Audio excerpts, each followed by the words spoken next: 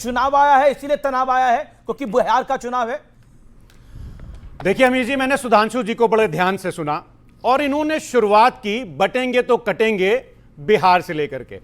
सुधांशु जी, मैं आपसे पूछना चाहता हूं कि चिराग पासवान जी की पार्टी और उसके परिवार को किसने बांटा? किसने उनकी झोपड़ी में आग लगाई? किसने नीतीश कुमार जी के ऊपर चिराग पासवान को बैठा करके उन 1 नंबर की पार्टी को 3 नंबर कर दिया? तो साहब, आपने बांटा भी चिराग पासवान जी की पार्टी को और उसके बाद में केक काटा भी। तो यह भारतीय जनता पार्टी का पुराना वो है। शिवसेना को इन्होंने बांटा, उसके बाद में केक काटा। चिराग पासवान को इन्होंने बांटा, उसके बाद में केक काटा। अकाली दल को इन्होंने बांटा, उसके बाद में केक काटा। ये केक काटते हैं और खाते हैं। अपने सहयोगियों को जो बांटे उसका समझ लिए क्या होगा। अभी इन्होंने बात 1950 की। मैं आपकी सारी बातों से सहमत हूं। पाकिस्तान वो आतंकिस्तान कंट्री है जिसने हमारे जो हिंदू भाई हैं उनके साथ बहुत अत्याचार किया है। लेकिन सुधांशु जी, एक बात याद रखिएगा, नोट कर लीजिए जल्दी जल्दी, कि इस देश का पीडीए समाज जब बटा तो 69,000 शिक्षक भारतीयों का आरक्षण कटा। इस देश का पीडीए समाज जब बटा तो इस देश के सेंट्रल यूनिवर्सिटीज में प्रोफेसर और असिस्टेंट प्रोफेसर का आरक्षण कटा। इस देश का पीडीए समाज जब बटा तो आईआईटी भुवनेश्वर में एससी एसटी ओबीसी का आरक्षण कटा। इस देश का जब पीडीए बटा, ज्ञान देव आहूजा के जरिए टीकाराम जूली का सम्मान कटा। इस देश का जब पीडीए बटा, एक यादव कथावाचक की चोटी को काट करके उसके ऊपर पेशाब करके उसका सम्मान कटा।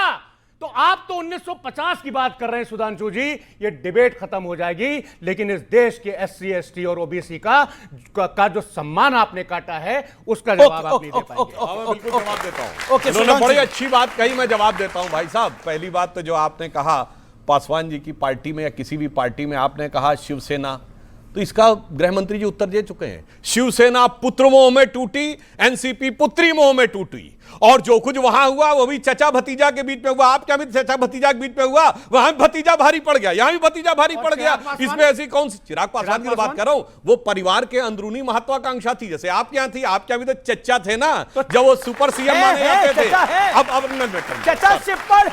अब मैं दूसरी बात बता रहा हूं। इन्होंने ये बात कही तो इनके यहां साथ में आने के बाद भी, गठबंधन में आने के बाद भी सहयोगियों के साथ क्या होता है। एमआईएम के 5 विधायक इनको समर्थन दे रहे थे बिहार में, तो इन्होंने क्या किया, 4 मुसलमान को तोड़ के मजलिस लूट ली। राजस्थान में मायावती जी के 7 विधायक कांग्रेस को समर्थन दे रहे थे, ये 6 हाथी निकल गए। ये तो साथ में गठबंधन में रह के क्या करते हैं। और मैं विनम्रता से कहना चाहता हूं फराज भाई, केवल 2 साल पहले अखिलेश जी का वो वीडियो याद करिए, मध्य प्रदेश चुनाव के समय गठबंधन में रहते हुए अखिलेश जी ने क्या बोला था, कांग्रेस बहुत चालू पार्टी है, कांग्रेस संभल के रहने की जरूरत है। और मैं बताना चाहता हूं, मुलायम सिंह जी का वीडियो अवेलेबल है, उन्होंने कहा कांग्रेस बहुत खतरनाक पार्टी है, सीबीआई पीछे लगा देती है, अगर अमर सिंह नहीं होते तो मैं जेल चला जाता, आपके 2 वरिष्ठ नेताओं का। और मैं कहना चाहता हूं, अब रही बात इसकी तो आरक्षण की बात, अरे काटना छोड़िए, आप तो साफ कर देते हैं। सुनिए, अलीगढ़ मुस्लिम यूनिवर्सिटी, इन्होंने कहा minority institution SC ST OBC का आरक्षण साफ। Jamia Millia Islamia SC ST OBC का आरक्षण साफ। All minority institutions SC ST OBC का आरक्षण साफ। कश्मीर इन्होंने कहा माइनॉरिटी स्टेट हो गई, एससी एसटी ओबीसी का रिजर्वेशन साफ। और रही बात इसकी, दलितों के साथ कौन करता है रिजर्वेशन इन प्रमोशन, किसने खत्म किया? उत्तर प्रदेश में समाजवादी पार्टी ने रेट्रोस्पेक्टिव खत्म किया। हजारों दलित कर्मचारी डिमोट हो गए उसके बाद। और बात भी तो छोड़िए, साफ तो ये करते हैं, पहली भारत की जब दलित मुख्यमंत्री बनने जा रही थी, महिला मुख्यमंत्री, अरे उसको जिंदगी से ही साफ करने की कोशिश की थी। मैं सुधांशु जी ये पूछना चाहता हूं, आप सांसद हैं, संसद के अंदर ये रिपोर्ट पेश की गई है, social justice and empowerment ministry की ये रिपोर्ट है कि आज इस अमृत काल में इस देश में अगर दलितों के ऊपर सबसे ज्यादा कहीं अत्याचार हो रहे हैं तो उत्तर प्रदेश में हो रहे हैं। झूठ बोल रहा हूं तो मैं बता दिए। Social ministry of social justice and empowerment की रिपोर्ट है कि आज इस देश में, सुनो नौजवानों, आज इस देश में जो लोग गटर साफ कर रहे हैं, जो लोग नाली साफ कर रहे हैं, जो लोग टॉयलेट साफ कर रहे हैं, उसमें 92% लोग एससी एसटी और ओबीसी से आते हैं। क्यों? इस देश का एससी एसटी ओबीसी का खाली गटर साफ करेगा? जो मायावती जी ने कहा ना कि इनको बाद में याद आता है, वो अब मैं बताना चाहता हूं। 2014 में सरकार गई है, 3 ओबीसी मिनिस्टर्स के नाम बताइए यूपीए सरकार के, बोलिए। नहीं बता सकते, केवल एक थे वीरप्पा मोइली, अब आकर वो बोलने लगे। बोलो बोलो, तीन बोलो। हमारे राष्ट्रीय अध्यक्ष ओबीसी, हमारे प्रदेश अध्यक्ष ओबीसी, फैजाबाद से हमारे एमपी ओबीसी, आदि बहुजन समाज पार्टी के फैजाबाद से हमारा, अब आप बोलेंगे Dharmendra Yadav OBC, Dimple Yadav OBC, Akshay Yadav OBC. हमारे प्रदेश अध्यक्ष कहां से यादव हैं? हमारे प्रदेश अध्यक्ष कहां से यादव हैं?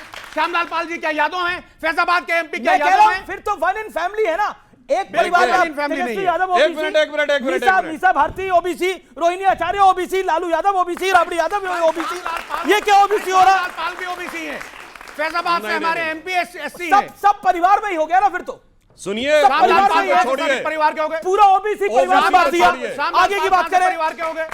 अरे ओबीसी तो छोड़िए, अरे परिवार के बाहर एक व्यक्ति यादव जाति में इनको नहीं मिला जिसको राष्ट्रीय अध्यक्ष सीएम बनाया हो, चाहे बिहार हो चाहे उत्तर प्रदेश हो। और हमने तो दो बनाए हैं, मोहन यादव जी अभी हैं और बाबूलाल गौड़ जी उससे पहले रह चुके। दो यादव बनाए, आप दूसरा यादव बता दो परिवार के बाहर का, एक यादव बता दो।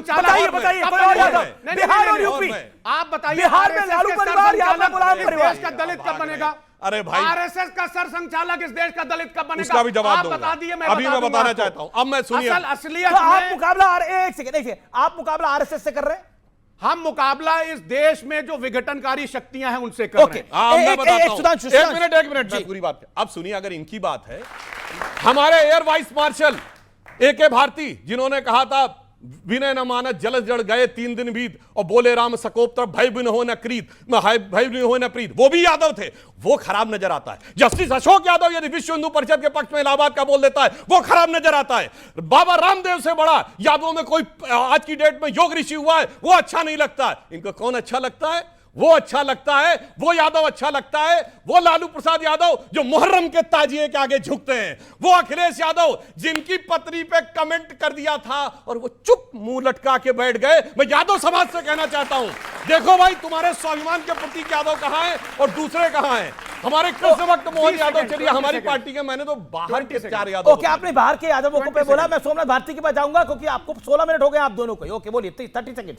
मैं सिर्फ एक बात कहना चाहता हूं कि सुधांशु त्रिवेदी जैसे पढ़े लिखे आदमी जब डायरेक्ट हिंदू मुसलमान पर चले आते हैं तो सुनिए सर, सागर खयामी ने एक बड़ा अच्छा शेर कहा है आपके लिए कि ऐसी कोई मिसाल जमाने में पाई हो, हिंदू के घर में आग खुदा ने लगाई हो, बस्ती किसी की राम ने यारों जलाई हो, और नानक ने राह सिर्फ सिखों को दिखाई हो। रामो रहीमो नानको ईसा तो नर्म है, चमचों को तो देखिए पतीली से ज्यादा गर्म है। ओके, अब सुनिए, इनको भी बता देता हूं जनाब, मैं इनसे भी कह देना चाहता हूं, ये जो सेकुलरिज्म की नाव पे आप सवार होकर सोचते हैं कि निकल जाएंगे, वो इतना आसान नहीं है। तो आपके लिए भी एक शेर कह देता हूं कि कश्ती भी नहीं बदली और दरिया भी नहीं बदला, पर इन डूबने वालों का जज्बा भी नहीं बदला है। शौक सफर ऐसा, एक उम्र हुई हमने, मंजिल भी नहीं पाई, रास्ता भी नहीं बदला। ओके, चलिए आप सोमनाथ, अब देखिए, अब शेर और शायरी का पूरा दौर शुरू हो जाएगा। लेकिन सोमनाथ भारती, क्या बीजेपी हरियाणा, महाराष्ट्र, दिल्ली का फॉर्मूला बिहार में आजमाएगी, आपको लगता है? देखिए, मैं तो बड़े शांत मन से दोनों साथियों की बड़े जोशीले डिबेट को सुन रहा था। चुनाव है बिहार में, 20 साल से लगातार शासन में भाजपा है, वहाँ 11 साल से सेंटर में है। कोई ये बात नहीं कर रहा कि हमने कितने वादे किए थे और कितने पूरे किए। कोई ये बात नहीं कर रहा कि जो नौजवान यहाँ बैठे हैं इनके करियर के साथ क्या होगा। कोई ये बात नहीं कर रहा कि जो इनको शिक्षा दी जा रही है वो किस स्टैंडर्ड की दी जा रही है। कोई ये बात नहीं कर रहा कि बिहार से पलायन क्यों अभी भी जारी है। कोई ये बात नहीं कर पा रहा कि बेटियों के साथ न्याय क्यों नहीं हो रहा। कोई ये बात नहीं कर रहा कि हमारे माता पिता बुजुर्गों को दवा क्यों नहीं मिल रही, अस्पताल क्यों नहीं है। कोई ये बात नहीं कर रहा कि 17 दिन में 12 पुल कैसे टूट के गिर गए। कोई ये बात नहीं कर रहा कि स्कैम हुआ है 71,000 करोड़ का, सीए जी ने स्कैम बताया बिहार में। ये कोई बात नहीं कर रहा। कहां कहां जा पहुंच गए, यूक्रेन पहुंच गए, कहां कहां। और हमने भी सुना था पापा रुकवा देंगे युद्ध, यूक्रेन का युद्ध रुकवा देंगे। अभी तक यूक्रेन का युद्ध रुका नहीं है, पापा से रुका नहीं युद्ध वहां का। ऐसा है, ये भारत की जनता को बेवकूफ बनाना बंद करिए। चुनाव में सिर्फ एक ही बात होनी चाहिए कि जो पिछले बार आपने वादे किए थे आपने कितने पूरे किए बताइए। आपको लग रहा है 20